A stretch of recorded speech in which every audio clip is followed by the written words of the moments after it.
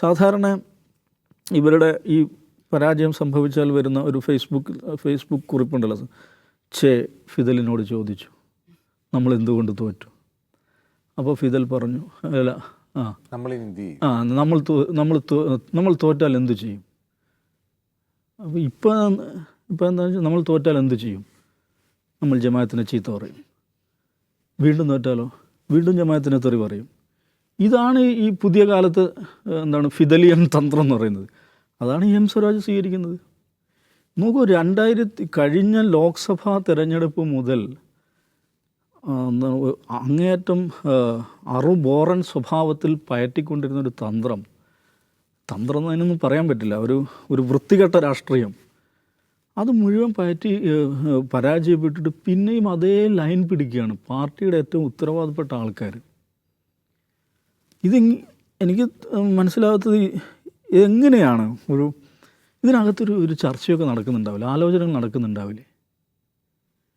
ഈ state committee കഴിഞ്ഞിട്ടും അതിൻ്റെ പാർട്ടി സെക്രട്ടറി വന്നിട്ട് ഇങ്ങനെ പറയാൻ അദ്ദേഹത്തിന് സാധിക്കുന്നൊരു സാഹചര്യം, ഒരു അന്തരീക്ഷം എന്താണെന്നുള്ളതാണ് എനിക്ക് മനസ്സിലാകുന്നത്. ഇതിപ്പോൾ നോക്കൂ, ഒരു പഞ്ചായത്ത് തിരഞ്ഞെടുപ്പിലെ പരാജയം എന്ന് പറഞ്ഞാൽ എന്തോ ഒരു ഭയങ്കര സംഭവമാണ് എന്നൊന്നും ഞാൻ പറയുന്നില്ല. ഇത് തന്നെ അടുത്ത ഇലക്ഷനിൽ, നിയമസഭാ ഇലക്ഷനിൽ പ്രതിഫലിച്ചുകൊള്ളൊന്നുമില്ല. പലതരം ഘടകങ്ങളുണ്ട്. CPM എന്ന് വെച്ചാൽ അതിഗംഭീരമായ സംഘടനാ സംവിധാനമുള്ളൊരു സെറ്റപ്പാണ്.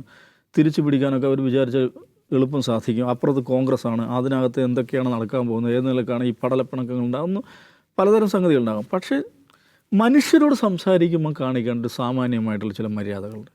മനുഷ്യർ നിങ്ങളെ ഇപ്പോൾ തോൽപ്പിച്ചിരിക്കുന്നു. മലപ്പുറത്തും തോൽപ്പിച്ചിട്ടുണ്ട്, കേരളത്തിൽ അങ്ങോളം ഇങ്ങോളം തോൽപ്പിച്ചിട്ടുണ്ട്.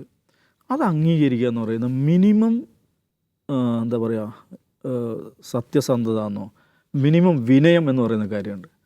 അത് അംഗീകരിക്കാതെ സംസാരിക്കുമ്പോൾ ജനങ്ങൾ എങ്ങനെയാണ് കാണുക? ഞങ്ങൾ തോറ്റിട്ടില്ല എന്ന് പറഞ്ഞാൽ അതങ്ങനെയാണ്. ഇപ്പം നേരത്തെ ഒരു വനിതാ നേതാവ് പറഞ്ഞല്ലോ, അത് മുകേഷിൻ്റെത് സ്ത്രീ പീഡനമാണെന്ന് ഞങ്ങൾ അംഗീകരിച്ചിട്ടില്ല എന്ന്. അതേപോലെ ഇത് തോൽവിയാണെന്ന് ഞങ്ങൾ അംഗീകരിച്ചിട്ടില്ല. അപ്പോൾ അതിന് വ്യത്യസ്തമായ അഭിപ്രായം പറഞ്ഞത് ഇന്ന് ബിനോയ് വിശ്വം വ്യത്യസ്തമായ അഭിപ്രായം പറഞ്ഞു. അദ്ദേഹം ഇത് തോറ്റതാണെന്ന് സമ്മതിച്ചിട്ടുണ്ട്. അത് വളരെ പ്രധാനപ്പെട്ടൊരു കാര്യമാണ്. പിന്നെ ശബരിമല അതിൽ വലിയൊരു ഘടകമായിട്ടെന്ന് പറഞ്ഞിട്ടുണ്ട്. അത് പക്ഷേ ഗോവിന്ദ മാഷോ TP രാമകൃഷ്ണൻ അംഗീകരിച്ചിട്ടില്ല കേട്ടോ. അത് ബിനോയ് വിശ്വം അങ്ങനെ പറഞ്ഞ് സ്മാർട്ടാകാൻ പറ്റില്ല. കാരണം അദ്ദേഹം ഈ മുന്നണിയുടെ ഭാഗമാണ്. ഈ പ്രശ്നങ്ങൾ നടക്കുമ്പോൾ, ഇത് തെരഞ്ഞെടുപ്പിന് ശേഷമല്ലല്ലോ പറയണത്, തെരഞ്ഞെടുപ്പിന് മുമ്പ് അദ്ദേഹം എന്താണ് പറഞ്ഞതെന്ന് ഒരു പ്രശ്നമുണ്ട്. വെള്ളാപ്പള്ളിയുടെ കാര്യത്തിൽ ഇതെടുക്കണം. വെള്ളാപ്പള്ളി നടേശൻ നിരന്തരമായ വർഗീയ പ്രസ്താവന നടത്തിക്കൊണ്ടിരിക്കുന്ന സമയത്ത് നടത്തിയൊരു പ്രസ്താവന എന്താ അറിയോ, ഈ ബിനോയ് വിശ്വത്തിൻ്റെ പാർട്ടി CPI അവരുടെ രാജ്യസഭാ സ്ലോട്ടിലേക്ക് അവരുടെ വളരെ സീനിയറായൊരു സഖാവുണ്ട്, PP സുനീർ എന്ന് പറഞ്ഞ ഒരാൾ, അദ്ദേഹത്തെയാണ് മത്സരിപ്പിക്കുന്നത്, രാജ്യസഭയിലേക്ക് അയക്കുന്നത്. ആ സമയത്ത് വർഗീയ പ്രസ്താവനയായിട്ട് ഇറങ്ങിയ ആളാണ് ഈ വെള്ളാപ്പള്ളി.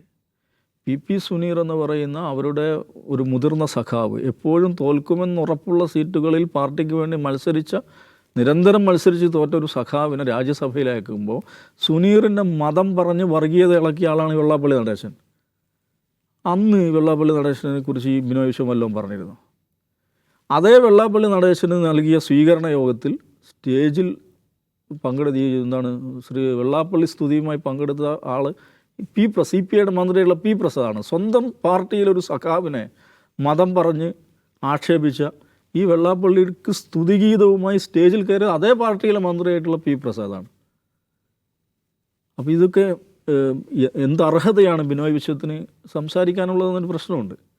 ഈ കാര്യങ്ങളൊക്കെ സംഭവിച്ചുകൊണ്ടിരിക്കുമ്പോൾ ഇവരെവിടെയായിരുന്നു? നന്നശ്ശേരി ബിനോയ് വിശ്വം ചെയ്തൊരു കാര്യം എന്ന് പറഞ്ഞാൽ തോറ്റിരിക്കുന്നു, അഡ്മിറ്റ് ചെയ്തിരിക്കുന്നു, അതിൽ നിന്ന കാര്യങ്ങളുണ്ട് എന്ന് അഡ്മിറ്റ് ചെയ്തിരിക്കുന്നു. അവർ അത് LDFൽ സീരിയസ് ആയിട്ട് ഉയർത്തുകയാണെങ്കിൽ നല്ല കാര്യം.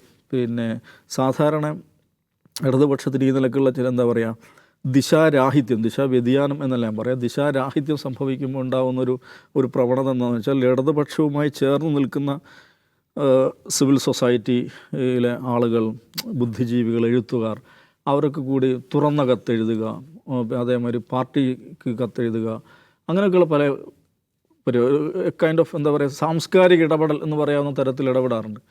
ആ നിലക്ക് ഇടപെടേണ്ട ഒരു ഘട്ടമാണ് ഇതെന്ന് ഞാൻ പറയാം. കാരണം പാർട്ടി സെക്രട്ടറിയോ പാർട്ടി നേതൃത്വമോ അതിൻ്റെ ഉത്തരവാദപ്പെട്ട വക്താക്കളോ പാർട്ടി നിലപാട് സ്വീകരിച്ചുകൊണ്ട് പാർട്ടി മുഖപത്രത്തിൽ എഴുതുന്നവരൊന്നും ഇതൊന്നും അഡ്മിറ്റ് ചെയ്യാനൊന്നും സന്നദ്ധരാകുന്നില്ല. ഒരു കുഴപ്പമില്ലെന്നാണ് അവർ പറഞ്ഞുകൊണ്ടിരിക്കുന്നത്.